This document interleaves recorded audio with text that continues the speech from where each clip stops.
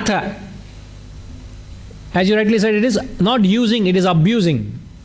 Abuse of religion. And who is encouraging all this? Just now we learned the unwise fellows. They say, you perform this ritual, you'll get that. You perform this rites, you get that. They are masters of that. Nobody is trying to tell you and say, do you realize you are entertaining an unholy thought in a holy act? Your act, no doubt, is holy, but there is an unholy thought in it. Don't you think so? It spoils it. And then he says, artharthi, one who goes for seeking mental solace. I go and sit in a temple, the prayer and the atmosphere, the bell ringing is just so soothing. I go back home half an hour early, I have to listen to my wife's nagging. Husband will complain, wife nagging, wife will complain, husband hysterical nature. You don't know what to tell that fellow. All the time we are in fight, there is some cribbing going on, so it's better. I remember a student of mine who used to say that. Every day I'll go from office, ritualistically I go to the temple, spend half an hour, 45 minutes there, just go in time, the dinner time, have supper, wind up midday, go to sleep. So much shanti I get in the temple. So why are you going to the temple for, Sudhakar Garu? Manashanti. So you go home, that shanti is gone. Ashanti. So there is a very clear-cut objective in your prayer. You want peace of mind.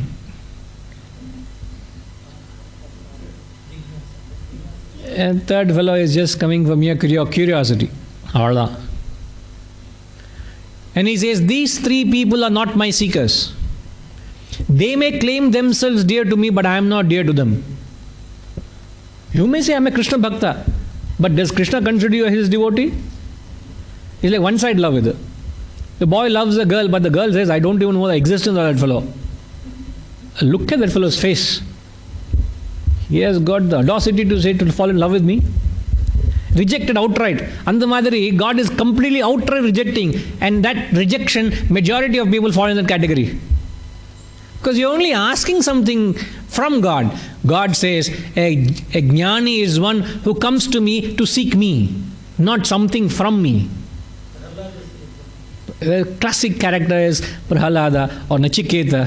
These are, they personify how can you be so steadfast in that pursuit of God. So such prayer is self-oblivious. The earlier prayer is self-utilitarian.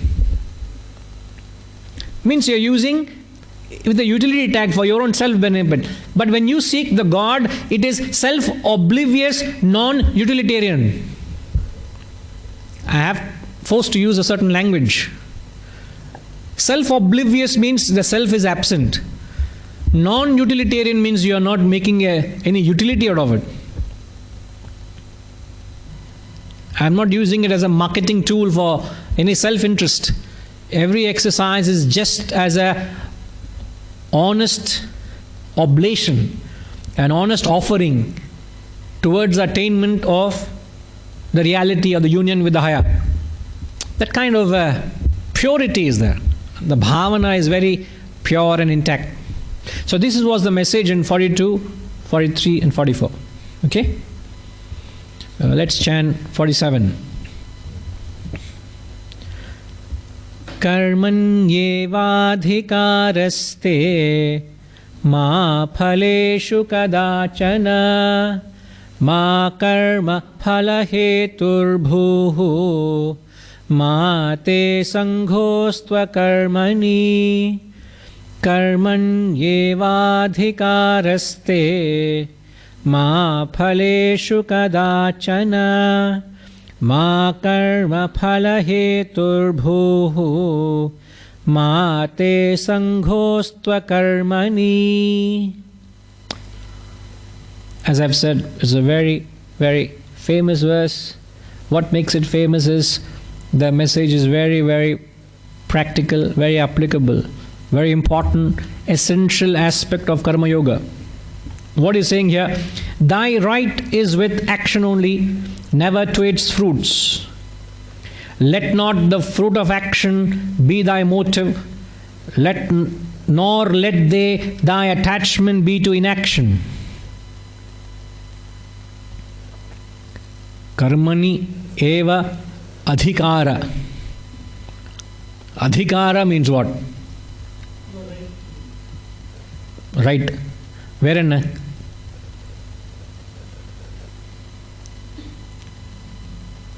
When do you use the word adhikaram?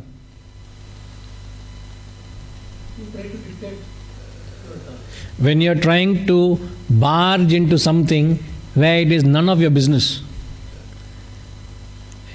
Don't you become when somebody were to approach you with an attitude to claim an interest in a stake in something to you, you will go back, you will retort to him, you will throw back at him and say, it's none of your business, man.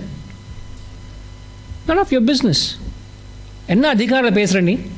What right have you got to take that stance or tone or pitch to even talk to me like that?